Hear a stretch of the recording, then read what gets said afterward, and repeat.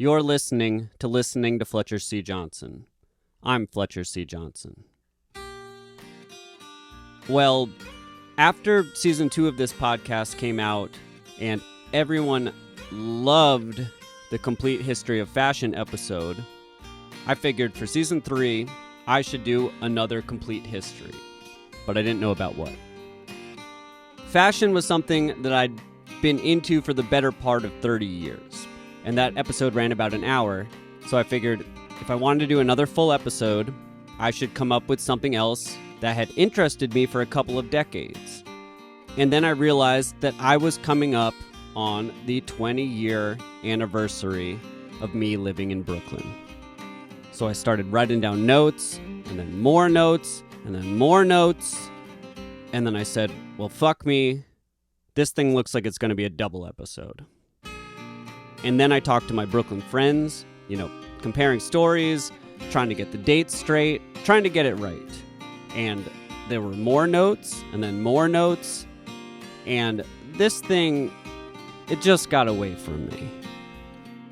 So now, 3 episodes of this 5-episode season are going to be dedicated to everything I know about Williamsburg. In 2002, the artist Ward Shelley created a timeline of the Williamsburg art scene. He actually turned this timeline into a beautiful piece of artwork itself. And in Shelley's recollection, the golden age of Williamsburg, as he calls it, is from 1991 through 1994. Now, I don't know anything about that. I wasn't here. During those years, I was just a wee lad pushing my first skateboard around the dirt roads of Vermont. I am not a historian. I'm a storyteller. And what I'm here to tell are the things that I saw in my time. Because I've been reading some old articles about Williamsburg, and they never get it right. Either they are trying to make it sound too cool, or the author is completely disconnected from the scene. Or, worse yet, the author is from Manhattan. Now, I'm going to warn you, I'm going to get things wrong, and I'm going to miss some stuff. Brooklyn is a busy, busy place, and I couldn't be here for everything, although I tried. By God, you'll see, I tried. I might not have been here with Ward Shelley in 91, but what I was here for was a time of almost unthinkably rapid change, which you'll learn all about in the next 3 episodes. So, without further ado, I present part 1 of the complete history of Williamsburg as I know it.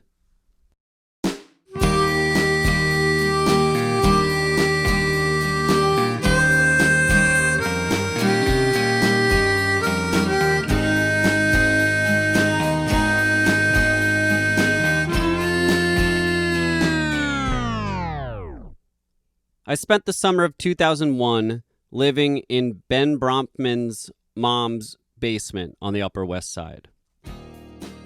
Ben and me were college friends, and his mom, Sherry, she agreed I could live with them if I promised to go to the movies with her once a week, because none of her kids would go with her anymore. And this seemed reasonable to me. Ben and I were close, but he had his own life in New York, and he had shit that he had to take care of during the day. So I spent most of that summer wandering around the East Village by myself.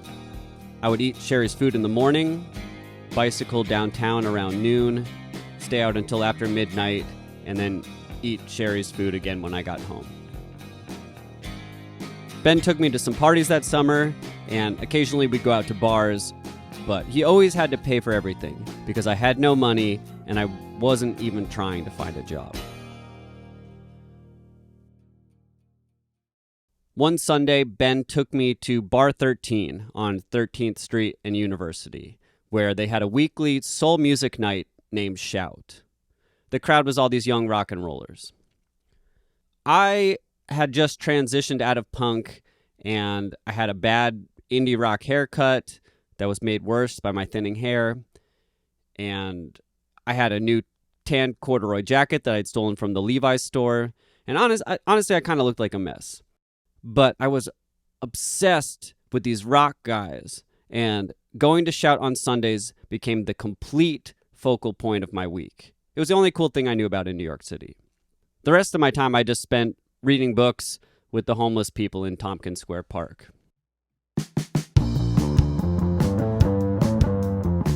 Bar 13 was a medium-sized club with a lot of room for dancing, which people always did. You'd see the same faces every Sunday, and they all looked like people that I wanted to know. Karen O came every week, and she was the fucking mayor of that place. She knew everyone, and she danced a lot, and people generally gravitated toward what she was doing. She seemed very powerful. But I didn't know her name. The Yeah Yeah Yeahs had not taken off yet. They hadn't recorded anything. Really, the only reason I knew she was a musician at all was because she would sometimes walk around with flyers for upcoming shows and try to convince people to go, which I never did because I literally had $0. But in any case, Karen O was not my main focus. I was in love with this girl with short bleach blonde hair who wore black horn-rimmed glasses, and she basically looked like a blonde Paul from the Wonder Years. Every week, the DJs played the song Surfin' Bird, and Blonde Paul was the only one who could dance to it.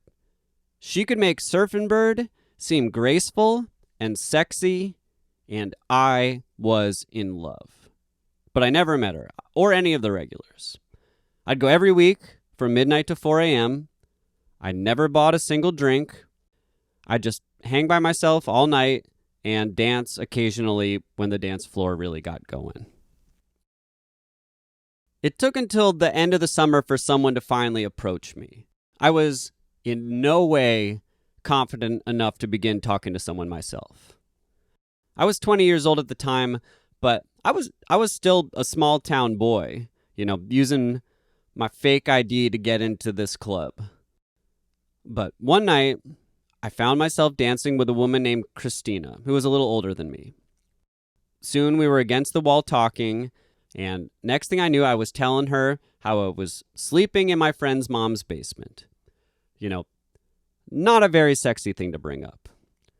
But then I immediately went on this fictional tangent about how the mom didn't want me coming home late, which is something Sherry didn't care about at all. But I was telling Christina how it would be better if I could stay with her, how it would save both me and Sherry a lot of trouble.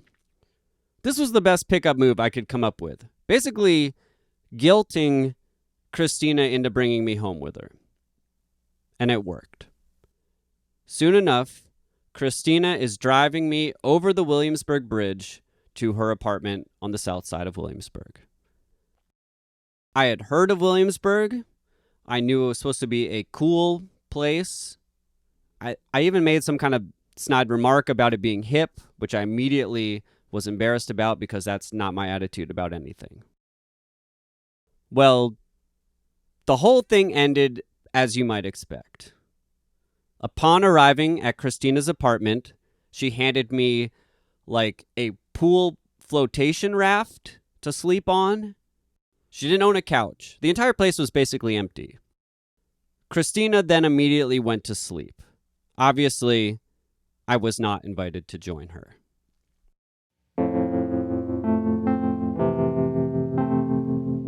I woke the next day trapped in Williamsburg. I didn't have enough money for a subway ride. Plus, I didn't even know where there was a subway stop if I wanted it. My bicycle was still locked in front of Bar 13. After a lot of wrong turns, I eventually found the Williamsburg Bridge and walked my way back to Manhattan. Little did I know, I had just spent my first night in the place that would eventually become my home and my entire world.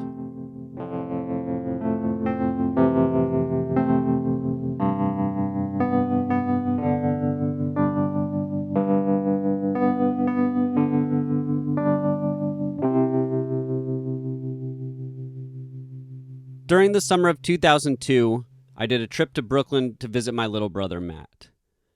Matt had already been living in New York for a couple of years. He was attending the art school Pratt Institute. And while I was in town, Matt's friend BJ, he had set up this massive block party in Williamsburg. Williamsburg had already gained notoriety for its art music scene, and this block party was a pretty good cross-section of what was going on. It took place in a parking lot behind an already long-running residential loft building located at 151 Kent Avenue. Kent Ave is the last street before you hit the enormous East River, which separates Brooklyn from Manhattan. Kent runs parallel to the East River, although you can't see much of Manhattan from the street because there are looming factories that block your view. But by 2002, half of these factories were long out of business. They were just decaying along the water. Weeds were growing up through their parking lots. But you could easily sneak through holes that were cut in the chain link fences, and you could walk down to the East River, and you'd have a view of Manhattan basically to yourself. This show featured local New York heroes, Le Savifav, Chick Chick Chick, and the French Kicks, as well as Providence art weirdos Lightning Bolt, who I'd seen a number of times in Boston, and then more than half a dozen other bands as well. It was a whole day event with hundreds of people in attendance, and it was just about the best show I'd ever been to in my life. I had never seen so many outcasts gathered together outside during the daylight hours. Like, if you collected all the weirdos in Boston, where I lived at the time, it wouldn't be half this many people. Well, a couple hours into the festival, one of my brother's friends comes up to us and asks if we want to go check out the other block party. I was like, other block party? I don't think so. What's happening right here is amazing. But this friend insisted that we come along. They said they had just come from this other party and that was only 5 blocks away, and that it was even bigger than the one we were at. So we're walking south on Kent, passing clothes factory after clothes factory, but the streets themselves are like an indie rock Mardi Gras. It's a river of like 150 people overflowing from the sidewalk and spilling out into the road, just walking between these two parties. Eventually, we arrive at an empty lot on Wythe Avenue near the Williamsburg Bridge. There were a number of undeveloped blocks in Williamsburg at this time, places where buildings had once existed and they'd been condemned and torn down, or parking lots next to abandoned factories where people had been discarding broken down cars and other scraps over the years. Well, this lot was not developed, but it was absolutely full. It was overflowing with hundreds and hundreds of people. They spilled out into the sidewalk, and they gathered in the streets, blocking traffic just to get a look at the bands. And I look up, and there, on the stage, was the mayor of Soul Night herself, Karen O. This is the first time I had seen her band. Up to this point, the Yeah Yeah Yeahs, to me, were just a name that existed on the flyers that Karen would hand out at Bar 13. But now, here they were, headlining this huge party, along with another New York band, The Liars. I turned to my brother and asked how was this possible? Who had fucked up so bad that there was 2 competing block parties on the same day in the same neighborhood that could easily draw the same crowd? And how were there enough artists and freaks and weirdos in this city that both parties could be at capacity at the same time with 150 additional people in transit between them? But what I didn't realize is that it wasn't exactly the same crowd. Similar, but not the same. The first block party represented a piece of the Williamsburg art scene that had been incubating in Williamsburg since the 80s. It was people who had come up in a small community with a lot of space amongst all of these abandoned factories and empty lots. And the second block party, this was a piece of the long-running Manhattan nightlife scene. Also full of artists and weirdos, but of a slightly different ilk. The kind of people that would go to a club on 13th Street for a weekly soul music night. But the two worlds were converging, and not just on this day. Manhattan artists were flooding into Brooklyn, and the look and feel of Williamsburg could not have been changing faster. And me, a man from a tiny town in Vermont, I was going to play my own small part in merging these two groups into one, and then watching them all get bulldozed by what was to come.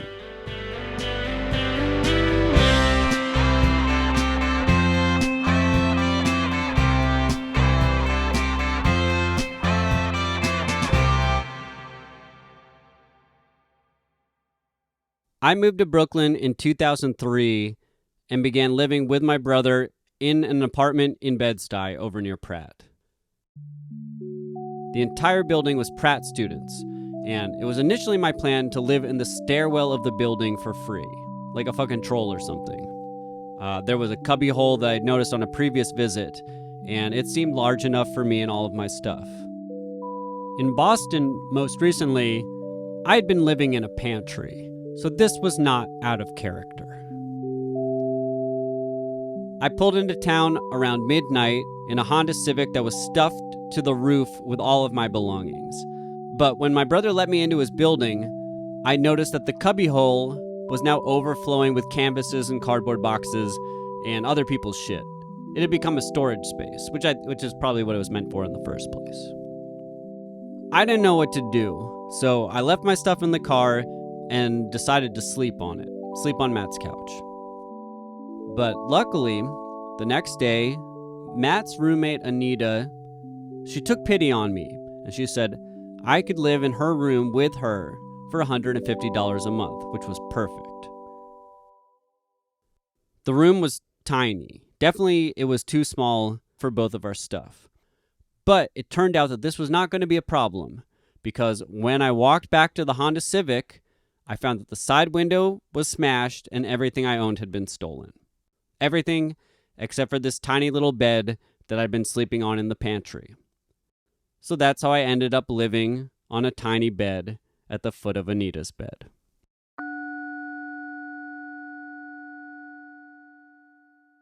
When I graduated college, my aunt and uncle, they unexpectedly gave me $1,000 as a graduation present. So, instead of getting a job, I just managed to live on that money for about 6 months. No one is better than me at living on nothing. So basically, at this point in my life, my whole world revolved around spending as little money as possible, but having infinite free time on my hands. Some days I would just sit on Pratt campus and pretend I was a student and try to meet people, ask them what classes they were taking or whatever. Occasionally someone would walk up to me and confuse me for my brother, and I would just go with that. They'd be like, "Hey Matt, how was your summer?" And I'd be like, "Really good. You know about any parties tonight?" Like I said, I had already spent the summer of 2001 bumming around the East Village, so I felt like I had a pretty good handle on what was happening in Manhattan. So this time around, I decided to focus my energy on Brooklyn. And Williamsburg was supposedly the place. When I'm talking about Williamsburg in this story, the Williamsburg of my world, I'm largely referring to the northwestern corner of the neighborhood. Williamsburg itself is located in the northwestern corner of Brooklyn, with the East River running along its western border, and there's only one other neighborhood to the north separating it from Queens. Williamsburg itself can be separated into a number of mini neighborhoods. The 40 or so blocks that make up northeastern Williamsburg, they house a long-running Italian community. Southeastern Williamsburg, this is largely made up of Puerto Rican and Dominican families. And this community also continues east all the way to the East River, filling in an additional 30 blocks between Grand Street and Broadway. When I talk about Broadway here, I'm talking about Broadway in Brooklyn, not the famous Manhattan Broadway with all the musicals and strip clubs and shit.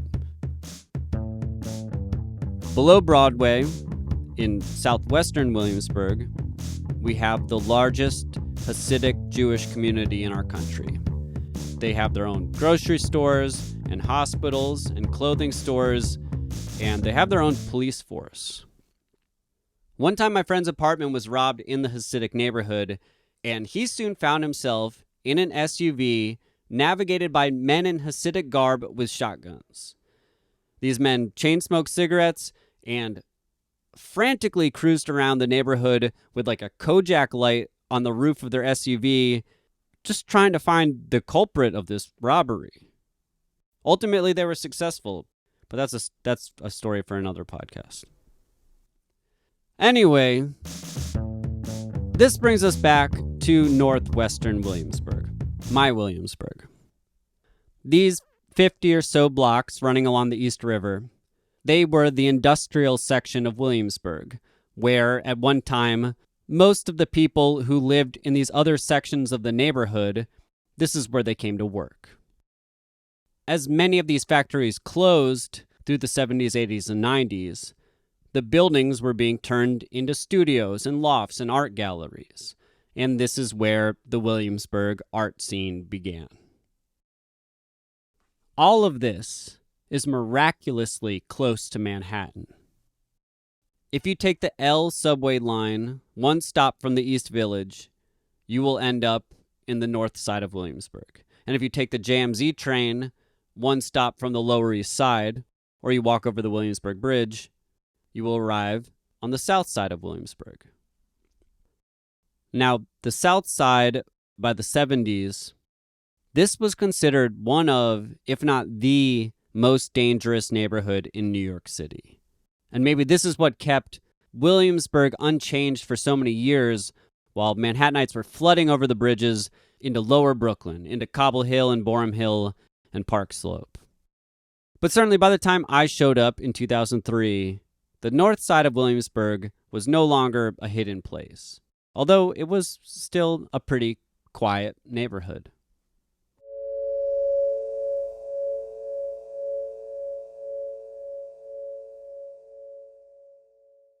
Loitering outside in a central location, this has been my favorite hobby since middle school. In Vermont, me and the outcasts I knew, we spent our time in a parking lot downtown named Harmony Parking Lot. We'd be out there all summer and straight through the super brutal Vermont winters. Once I moved to Boston, I found myself loitering with the other punks in Harvard Square, and then later sitting around with the bike messengers on a slab of concrete near the corner of Newbury Street and Massachusetts Avenue. These two places represented the busiest pedestrian intersections in Boston, so that's where we spent our time. We wanted to be in the action. Now, Williamsburg in 2003, even when compared to the quaint Vermont parking lot, Williamsburg at this time didn't look like much, at least if your main goal was people watching. You'd see people getting off the subway to head home after work, and occasionally there would be someone actually walking to a job in the neighborhood. But the streets were pretty quiet for New York standards.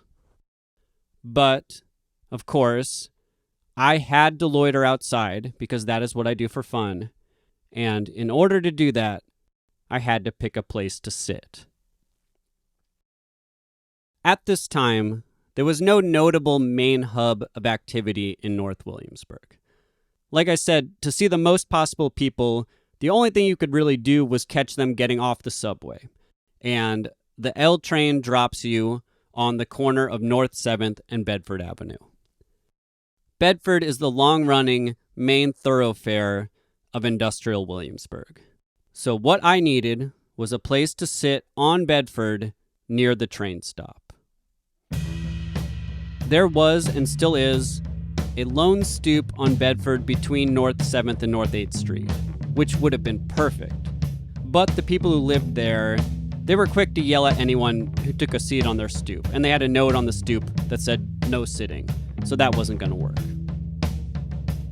Between North 8th and North 9th Street, there are almost a dozen stoops attached to brownstones along the eastern side of Bedford. I tried these out for a little while, but the number of people passing by was low, even for quiet Williamsburg standards. Everyone who was exiting the train seemed to be walking south, and it's true that there was a smaller number of businesses above North 8th Street. Above North 8th, you had 2 bars, 1 coffee shop, a hardware store, and a Polish diner. Meanwhile, Bedford below North 8th Street, you had 2 bars, 1 Polish restaurant, 1 Mexican restaurant, a pizza place, a coffee shop, a bookstore, a record store, a great video rental shop, a Salvation Army, a pharmacy, and a bagel store. But the stoops in this direction were limited. There was only 3. They were right next to each other on the block between North 5th and North 6th Street. And like Goldilocks, I had to try them all. 207 Bedford was too skinny. If someone wanted to enter or exit the building, you had to leave the stoop and walk down to the sidewalk to let them by. The stoop at 203 Bedford was beautiful. It had smooth, wide steps. But there were a bunch of people living in that building, and while they didn't verbally kick me off the stoop, there was regular sour looks. So this left 201 Bedford, and this became my home away from home. The stoop was tiny. It was only 4 steps tall. The railings were rusted, and the cement that made up the steps was either so old or so poorly constructed in the first place that rain had eaten away large chunks. The stairs led to a Hasidic real estate office, and these Jewish men who worked there, they wanted nothing to do with me. They didn't say hello. They didn't say, "Get off my stoop." They didn't even look at me when they entered and exited the building. And this relationship worked just fine for me. If I am an authority on Williamsburg at all, it is for one reason and one reason only. I spent 10 years sitting on this stoop, every day, for hours at a time. It is safe to say that I have never felt closer to any other location in my entire life.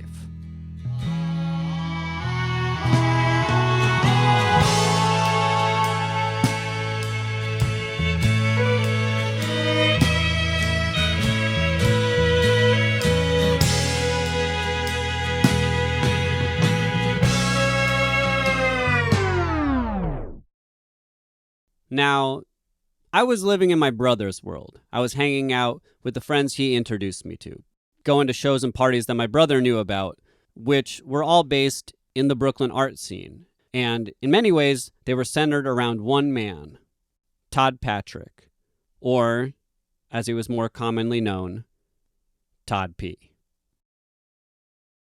At this time, there was an explosion of DIY culture in America. The kids who had been raised on grunge music were becoming adults, and grunge had an open reverie for punk and its DIY teachings. This was escalated in the mid-90s when punk bands like Green Day and Rancid, they became mainstream music. You know, they were selling multi-platinum albums.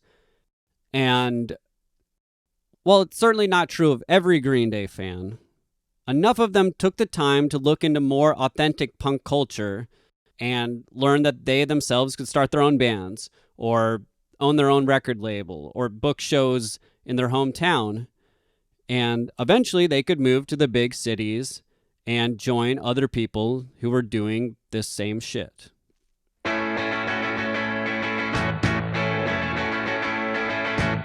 In 2003, Brooklyn had a strong community of people making high-energy, danceable art rock. And Todd P. was a show organizer and promoter who took it upon himself to find places for these bands to play. This was lofts and warehouses and factories. Closed factories, but also sometimes just like working factories that for some reason let a bunch of highly energetic weirdos play music in some dangerous room that they weren't using. I don't know what Todd P's system was. Maybe he just literally asked every person he came in contact with if they would host a show. All I know is every week there was a new location, and these shows would be packed with sweaty people bouncing off each other and dancing and going basically berserk to the music. You know, this wasn't necessarily a safe place. Not that it was violent, but the kind of excitement we were having could only take place in an unstable environment. Shit would get broken, light fixtures would get ripped out of the ceiling, people would get trampled in the audience, and walls would get spray painted when they definitely should not have. But no matter how bad the audience fucked up, Todd P. always found a new venue for everyone to perform in. This scene was not new to me. In Boston, we were putting on similar types of shows in people's basements or in VFW halls, but it was smaller. Brooklyn had hundreds of places to play and a seemingly endless supply of energetic 20-somethings ready to come out to every event. This isn't to say that everyone in Williamsburg was in their 20s, by any means. My brother's crew of friends, they were a new generation arriving in this neighborhood with a whole new way of doing things. The Williamsburg artists of the 80s and 90s were still around. They still owned lofts, they still owned galleries, they still had parties, but they had a different aesthetic. Like, when I think of the Brooklyn artists that came before me, I'm picturing large sculptures made out of old rusty scrap metal or dolls' heads nailed to things, experimental theater. If you went to the amazing long-running parties that took place in Williamsburg at Rubilade, you're going to see clowns. Not like clown toys, but like full-on clown people and circus performers. There'd be a band and then like a performance art piece and then a puppet show. And the only thing I can kind of compare it to now is like a Burning Man vibe or something. And it was really fun. I'm not putting it down, but this was different than the shows and the scene that me and my friends were trying to create. For better or worse, my generation had a real urgency. Prices were going up. I hear about these times when you could live in New York on nothing, just scrape by. But that was gone. And not just in New York City, but everywhere. By 2003, I had traveled around the United States a few times, and everywhere I went, they seemed to tell me the same thing, that I had just missed the carefree days. I think a part of this change goes back to the rise of DIY culture at the turn of the century and the invention of social media. The number of people who wanted to be artists was ballooning, so the number of people that weren't looking for high-paying jobs and instead wanted to live in a cheap neighborhood and focus on art, the number of those people was increasing. And as a result, the greater number of people looking for cheap apartments was pushing up the prices of those cheap apartments everywhere. You could still live cheap, but you were going to have like 10 roommates. And that's how I ended up living in a pantry or on a little bed at the foot of Anita's bed. I'm not even complaining about this. I'm just saying that it happened. I want more artists. I want everyone to be an artist. That's the only people I like. And I love people. I want to be surrounded by them. If I have any problem with New York, it's that there's not enough people. I want tons of them, and I want them all to be weirdos. And that's exactly what was happening in Williamsburg. But these higher prices and smaller spaces were something you could feel at the shows we were doing. There was an urgency to get out there. You needed high-speed chaos. You couldn't take your time and lounge around because you couldn't afford to financially. And maybe that's why the audience members had a crash and burn attitude. At the same time, you could see the reverse of this by going to ABC No Rio in the Lower East Side. ABC No Rio was a long-running collective of punks putting on shows and trying to build a conscious community of respect and trust. Then you'd bike back over the bridge to Brooklyn, pop into a show at someone's loft, someone's home, and see a person pissing on the floor in the corner of the living room because the bathroom line was too long. People were living filthy in Brooklyn, but the danger was exciting. And maybe that's why Todd P. had to find so many venues.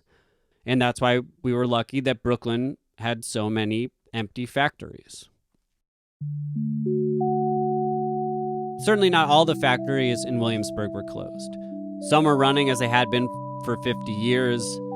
Many of them had changed hands, and now instead of making something, they'd become storage spaces or warehouses for businesses. But this was a time when many people who owned these buildings, they didn't know what to do with them. Rents were going up. They saw that the buildings were going to really be worth something in the future, but they weren't selling them yet.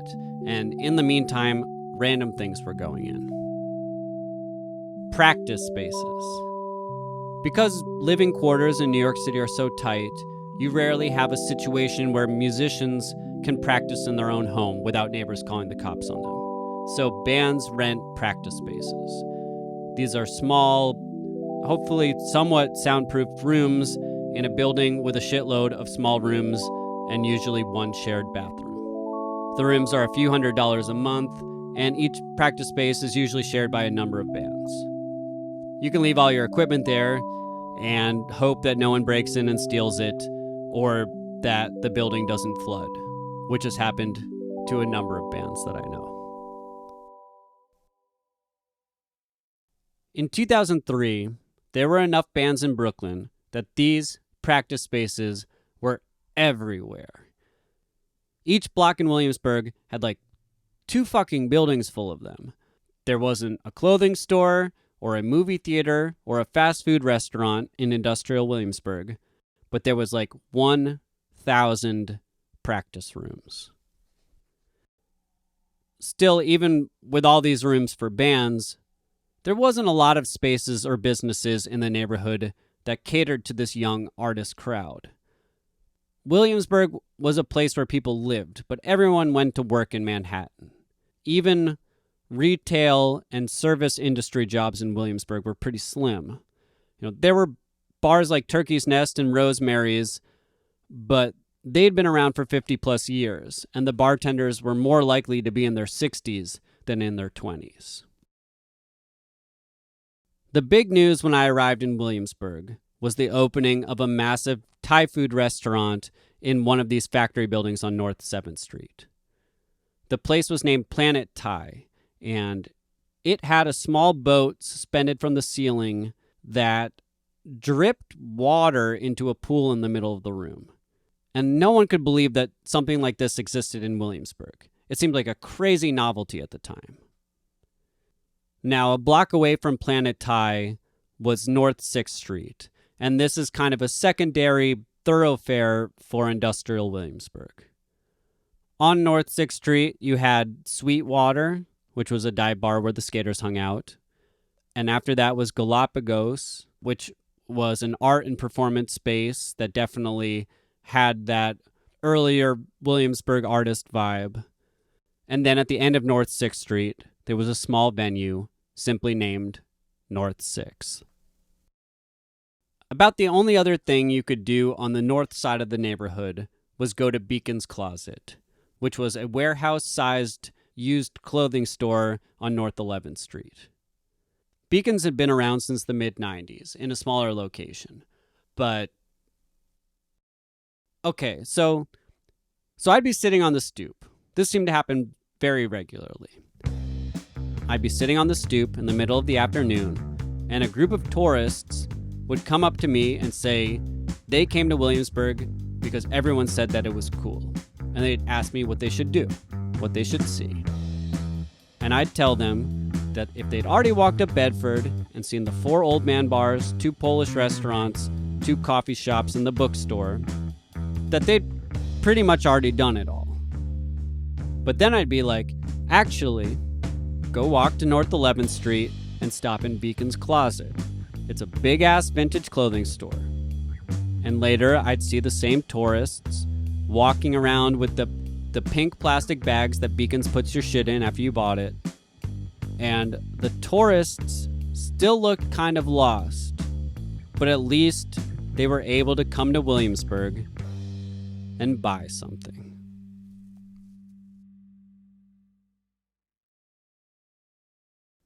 Okay, let's talk buildings. The Williamsburg Bridge was completed in 1903. This connected Brooklyn to the Lower East Side and allowed thousands of immigrants to move out of the overcrowded Manhattan tenements and begin living in some soon-to-be overcrowded Brooklyn tenements. As a result of the completion of this bridge, most of the buildings in Williamsburg were built around the same time. So by the time I arrived, they were all just about 100 years old. It's interesting to me that the second major influx of people and the second wave of Williamsburg construction came almost exactly 100 years after the first. It's just another coincidental round number in this world. In any case, all of the buildings in Williamsburg were made out of brick.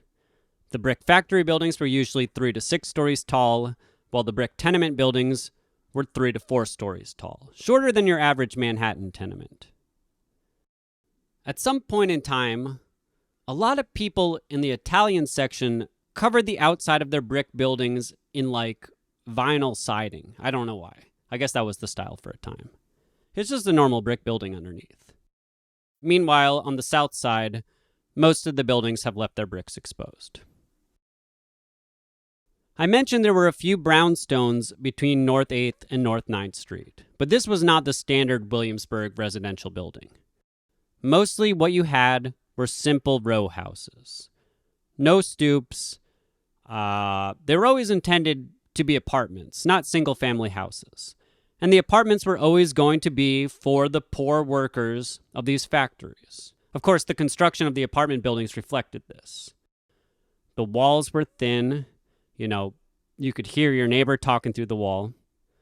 The windows were drafty. And 100 years of existence had not been kind to these buildings. So the floors and doorways were now slanted. And each building had its own unique set of problems, some of which I will describe when I start living in Williamsburg.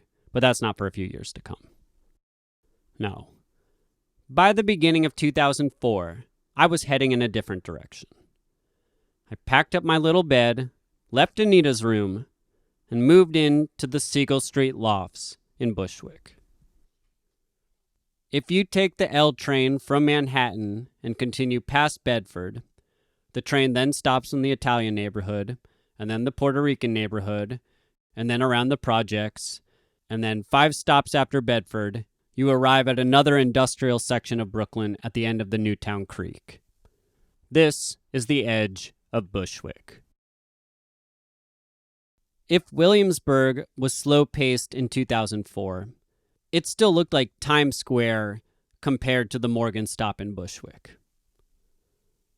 When I arrived there was already 4 large factories that had been turned into residential lofts, but there was almost no businesses catering to this crowd.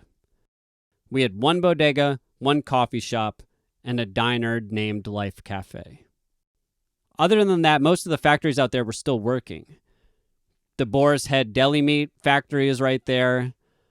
There was an Arizona iced tea warehouse. Also, the place where the dump trucks dumped their trash at the end of the night is right at the end of the Newtown Creek. So a couple of blocks from my loft is where they loaded the city's trash onto barges and let it float away. When I moved in, the loft had already been built out by a couple of friends of mine, and it was totally fucked. None of the rooms had sound insulation. None of the rooms had doors. There was no place to install an air conditioner in the summer, and the heat hardly worked in the winter. A band was always practicing at full volume in the loft next door to ours, and the one wall of our apartment that had windows was absolutely covered in black mold. The ceiling in my room was just over 4 feet tall, and I was paying $250 a month. if you look at a movie like Scorsese's After Hours, which came out in '85, you see artists in these beautiful Soho lofts with big arching windows and elaborate tin exteriors, and they're beautiful. By the 2000s, this is not what was happening.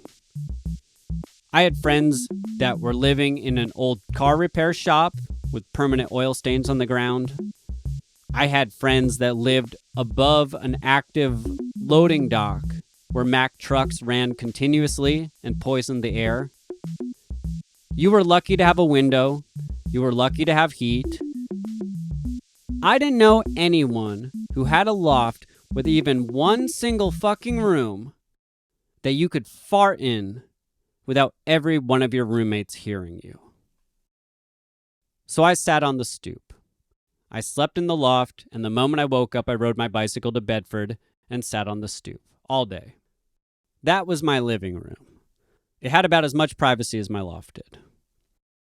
I'd people watch all day, and even though there were far fewer people walking around than there were in Manhattan, the quality of weirdo in Williamsburg was higher.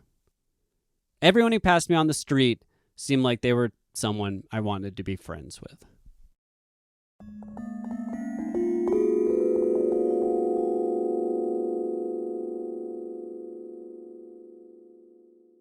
Of course, now that I'm paying that whopping $250 a month in rent, my savings quickly ran out, so it was time to find a job.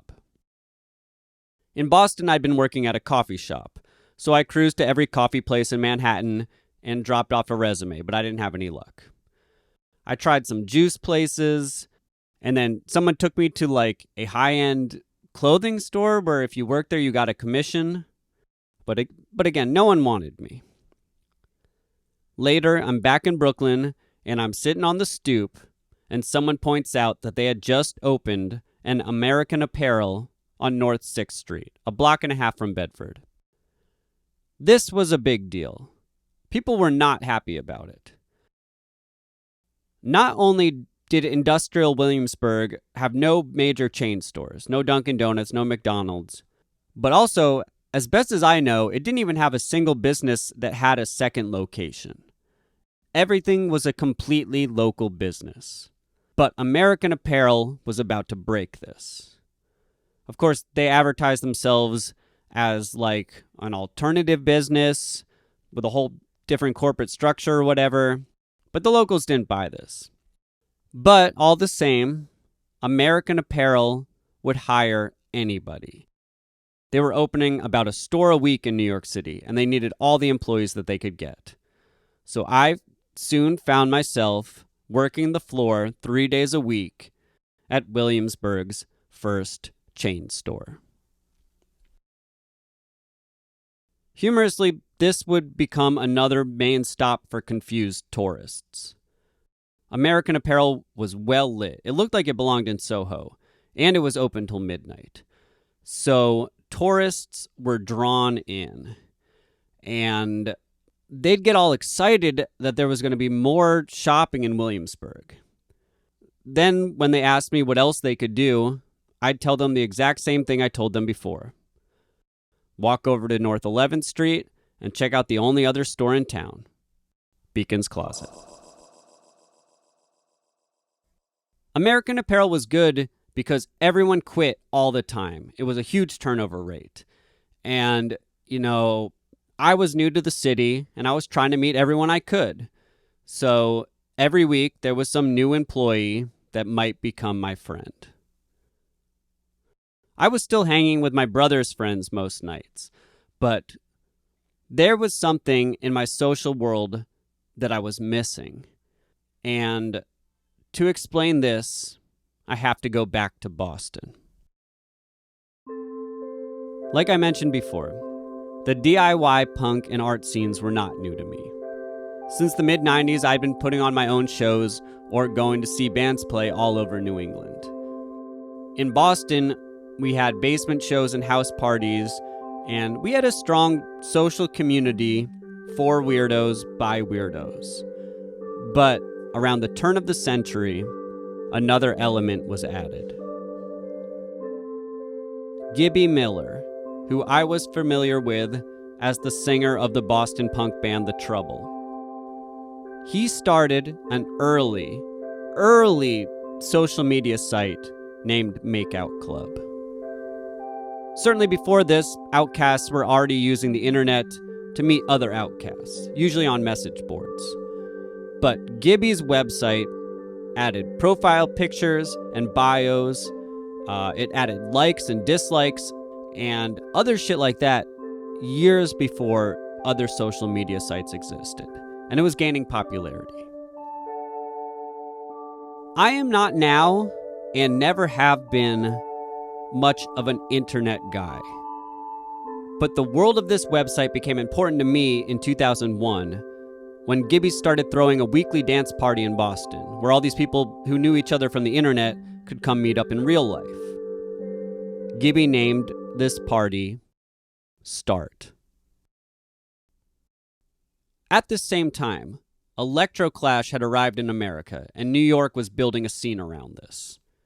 Simultaneously, disco backbeats were showing up in indie songs, as well as more sexual lyrics.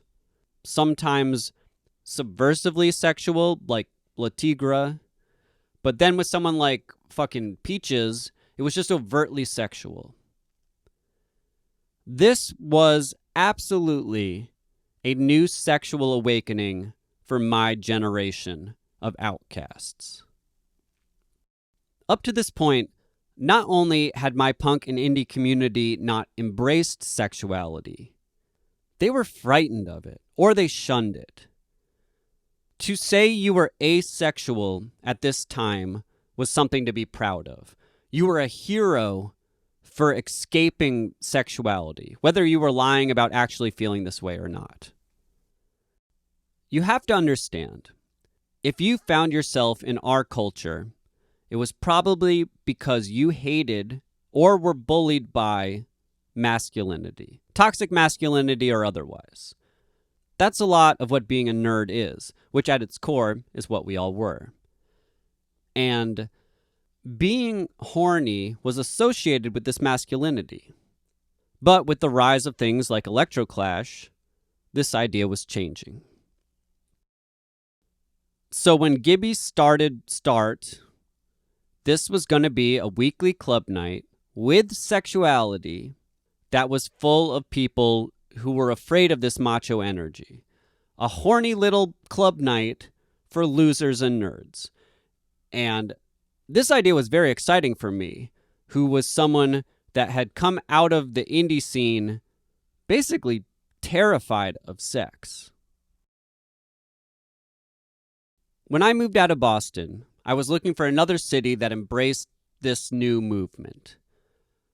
First, I went to Portland, Oregon, but the only place there that you could find sexuality mixed with outsiderness was at the gay club, which I would go to, but there was nothing yet like this for straight people.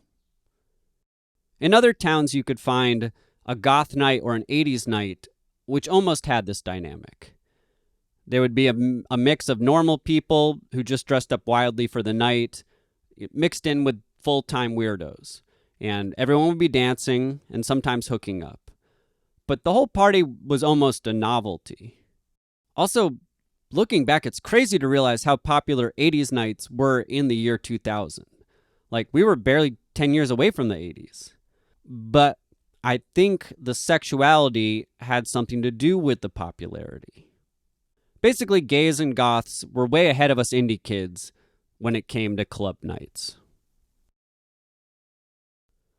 So I arrive in Brooklyn, but the Williamsburg art scene that my brother introduced me to, they did not embrace this sexuality. I would say they even had an animosity towards the people that were involved in this new indie club scene. Williamsburg had been a home for Electroclash, specifically the club Lux. And I'd gone to a few dance punk shows at Lux before it shut down.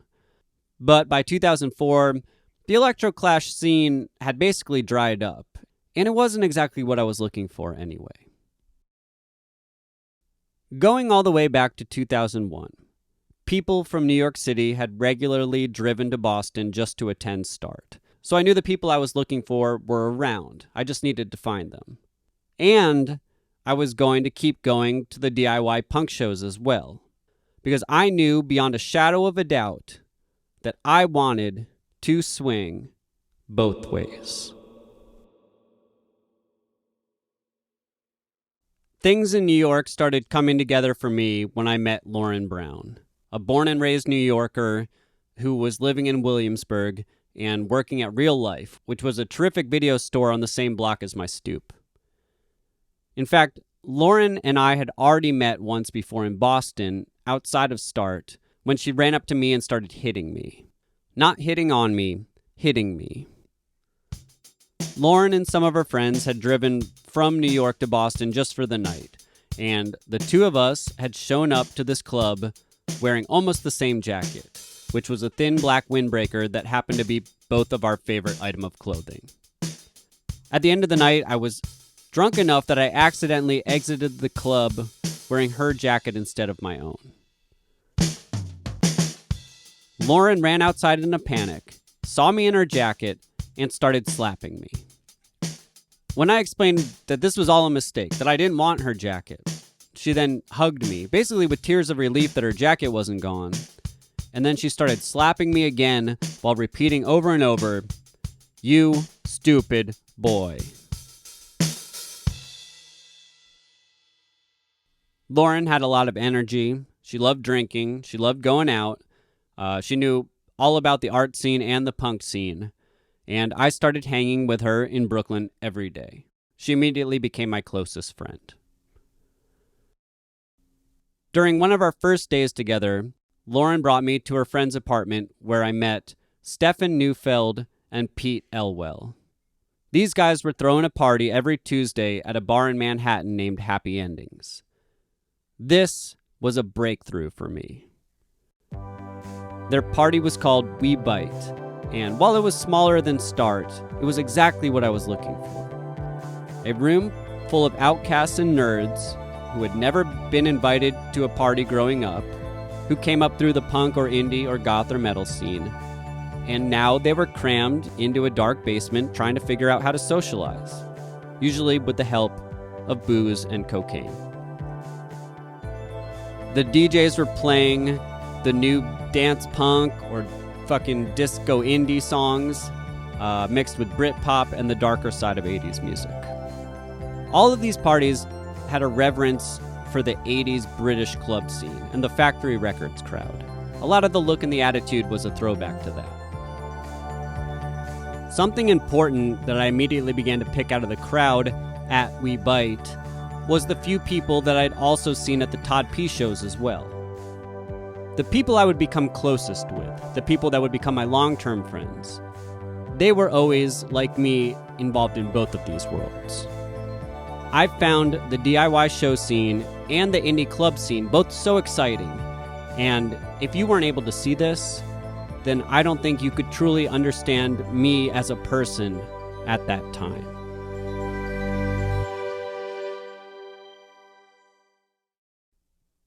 It's funny to me that punks get angry when their friends turn to indie, and indie kids get angry when their friends turn to club kids. And everyone got fucking pissed at me when I gave up on all that shit for a time and turned to hip-hop. The people who are upset, they always say, "Oh, you're trying to be cool now." But none of these people are cool. No one at the indie club night is cool. They're the exact same nervous nerd that was at the punk show. These changes, trying these different identities, that's just something else to do if you're a weirdo. And indie kids still worship punk, and club kids still listen to indie. Like, I don't know. I love chameleons. I love the David Bowies. I love the people that are always changing themselves and always trying new things. But, you know, outcasts in general are a sensitive bunch, and if you change anything in their world, it's pretty easy to frighten them. Maybe everyone's like this. I don't know. I have no idea how normal people behave. So through Stefan's Tuesday night party, it was easy to make friends and learn about other indie club nights that were happening all over Manhattan. And soon enough, I was coming to Manhattan 7 nights a week. I'd sleep in Bushwick, wake up and roll straight to Williamsburg, either to sit on the stoop all day or work at American Apparel. I'd hang at Lauren Brown's apartment in the evening, pregame with some beers, and then we'd head over the bridge around midnight and stay out in Manhattan until the clubs closed at 4 a.m.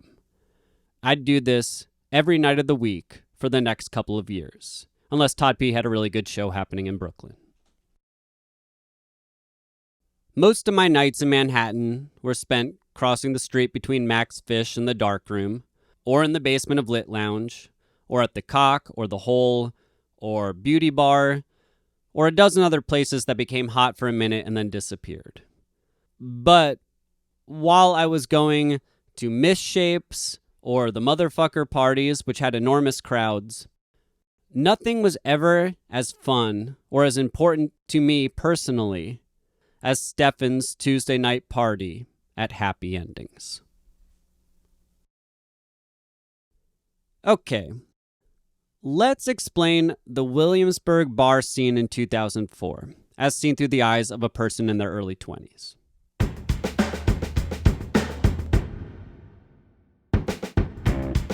As I mentioned before, on Bedford, you had the Turkey's Nest, the Charleston, and Rosemary's. 3 bars that had each been around for over 50 years. The staff at these places was older. The Charleston had a guy in his 70s bartending, and the clientele was a bit of everyone from the neighborhood, and the drinks were very reasonably priced. If you got a shot of whiskey at the Turkey's Nest, they'd pour you a triple. Also on Bedford, you had Muggs, which opened in 1992, and it was a hang for that early Williamsburg artist crowd. Although by the time I got to Williamsburg, Muggs seemed like a place where 40-year-olds went to drink craft beer, so I didn't go there much. Now, a block from Bedford, on Driggs, there was the Abbey, which opened in the 90s as a gay bar, but straight people just would not stop coming in. So eventually, it became a place for everyone. The Abbey was pretty filthy by the time I got there, and it had a good crowd of hard drinkers. I lived behind the Abbey for 5 years in a little house that you basically had to go through the Abbey to get to. So I became very friendly with the drunks that would hover outside. In 2002, 5 years after the Abbey opened, the same owners would open another gay bar in Williamsburg named Metropolitan. And Metropolitan has successfully stayed a gay bar to this day. Grand Street is the dividing line between North and South Williamsburg, and bars and restaurants have lined the street going back to the beginning of the neighborhood.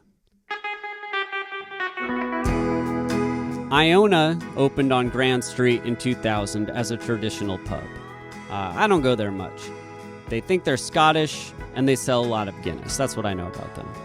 This isn't to say that I haven't gotten blackout drunk at Iona before, but that is only because they always opened earlier than all the other bars in the neighborhood. Okay, next in the early 2000s, the owners of Beauty Bar, which is a fine bar in Manhattan, they had a short-lived spot on Grand Street named the Tainted Lady. And the Tainted Lady had velvet paintings of naked women adorning all of its walls. About a block down from the Tainted Lady on Grand, longtime Williamsburg sculpture artist John Clement opened Clem's in 2003. This is the place that I've worked for the last decade and spent a lot of time drinking at before I worked there. Clem's has a huge place in my heart. Although when I first moved to Williamsburg, Clem's had just opened, and it was shiny and clean, and it just looked too new to interest me, so I didn't go there for the first couple of years. 2 doors down from Clem's was Lux, which was an art freak hangout and show space that I mentioned before. Lux closed in 2004 and was replaced by the filthy tater-tot hole known as Trash Bar. Stinger Bar was around for a couple of years on Grand. Written on the wall below Stinger's beer list was the words, "Get naked, free shot, fuck on the bar, free bottle." If you know anything about me, you know I love to get naked when I am drunk. So I was quick to take them up on this first offer. But before I even got to the bar in my birthday suit, a bouncer grabbed me and dragged me outside. This was problematic, 1, because it was the middle of the winter, and 2, because all of my fucking clothing was in one of the booths. Just as I started to plead with the bouncer for my life, the bartender popped out the door and directed the bouncer towards the "Get Naked Free Shot" sign.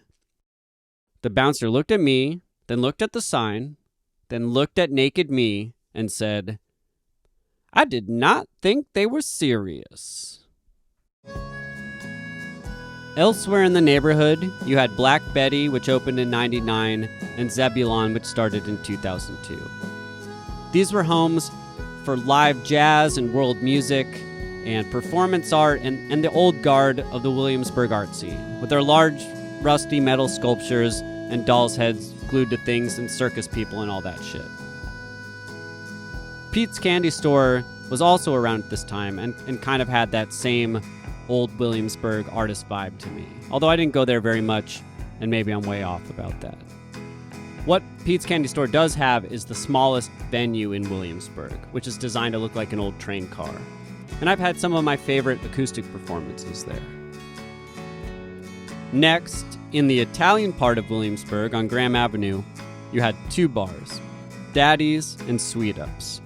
But these Italians were not going to let a bunch of art freaks smash up their neighborhood. So to drink at these bars, you had to keep it at a residential volume, at least when you were coming and going. Apartments, they line every block in this part of the neighborhood, and it wasn't the same kind of lawlessness that took place in industrial Williamsburg.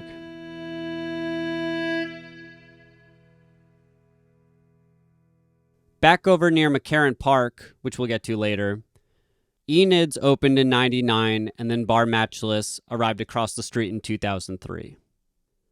When I moved to Brooklyn, this was still a pretty sleepy area, a little ways away from everything else. But a few years later, these 2 bars' proximity to each other will help make this a very hot corner. Okay, on Kent, along the East River, where still nothing was happening, Duff's opened in 2004. Duff's played all metal music all the time, and metalheads love Brooklyn. I grew up in New England in an impressively large punk scene, and running parallel to us was an equally large hardcore scene. There was like one kid who was into metal that hung out with us. It wasn't until I got to Williamsburg that I saw metal dudes everywhere, adult metalheads. Enough metalheads to keep Duff's open to this day. Enough metalheads that another all-metal bar opened a few years later in Greenpoint named St. Vitus. Enough metalheads that at one point, Matchless had an all-metal karaoke night, and this was very popular. And I understand that metal is huge as a genre. Rednecks and townies and meatheads blasted in their trucks. Metal festivals, I see they draw enormous crowds. But with these Brooklyn metal ladies and gentlemen, I'm again really talking about a bunch of nerds and outcasts. I mean, in Williamsburg, you could be a metal dude that rides a bicycle everywhere and still get laid, you know? That's my kind of metalhead. I don't give a fuck about metal music, but I love weirdos of any variety, and I've been happy to be surrounded by these black-clad, long-haired freaks for my entire time here in Brooklyn. But 2 metal bars, who needs that? We fucking do, I guess.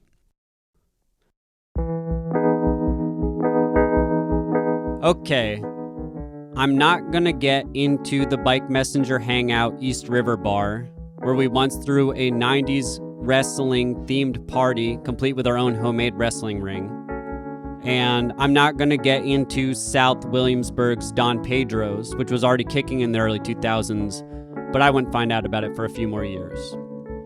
But there's no way to explain this time in Williamsburg without talking about Union Pool. Union Pool opened in 2000, right on the line between the Italian neighborhood and industrial Williamsburg. In this location, you could be as loud as you wanted because a big fucking highway runs right over you. Union Pool was the first bar I was taken to when I moved to Brooklyn.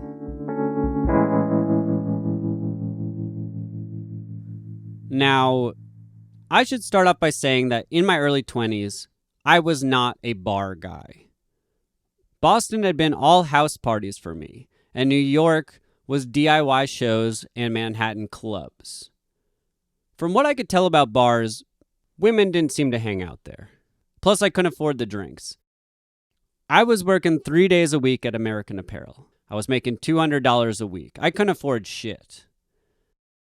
I'd never, ever bought a drink at a club. My system for the clubs was to drink a number of 24-ounce cans of beer on the street before I went in. Or if it was the winter, I'd figure out what beer they sold in the club and try to sneak a few of those in under my coat. But these bars in Williamsburg, they were intimate. It was a small crowd of people. And if you snuck in beer, you were going to get caught for sure. So I hardly went to bars at all. But Union Pool. Union Pool was a place I would sometimes go because in the early aughts, it was the only bar in Williamsburg that felt like it was catering to me in my early 20s. And there were occasionally girls there. Around this time, someone wrote an article that claimed that people who went to Union Pool got laid. Now, I don't know if this was true before the article came out, but certainly it would become true after. Like the publishing of the article made the article itself become true. The layout of Union Pool was, and still is, basically just one large room with a bar against one wall and booths lining the other. Between these two things, there is a decent amount of open space for dancing. Union Pool is now famous for its expansive backyard, but in 2004, the yard was occupied by the owner's collection of vintage cars, most of which I don't think even ran. And the patrons were only given like a 10-foot by 10-foot square out back for smoking cigarettes in. If you pass through the yard, you can enter a second room that Union Pool uses as a medium-sized venue. Although I don't recall any bands playing back there in those early days. I played a show at Union Pool in 2005, and we needed to bring our own PA because they didn't have one at that time. I don't know why. They already had a stage.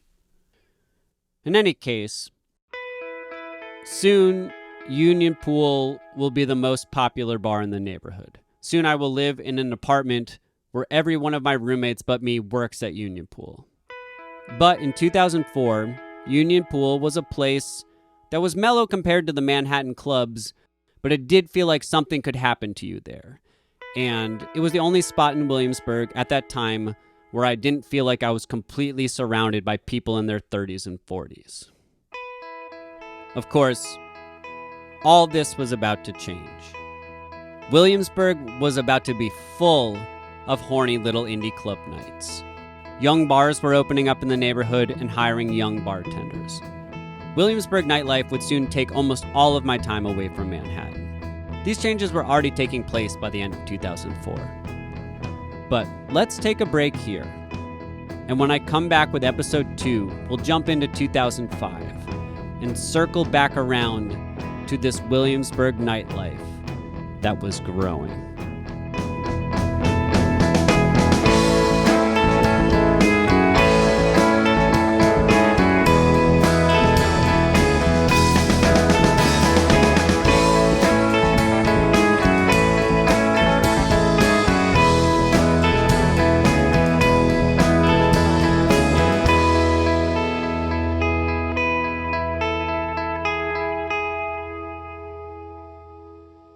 Shout out to Matamoros.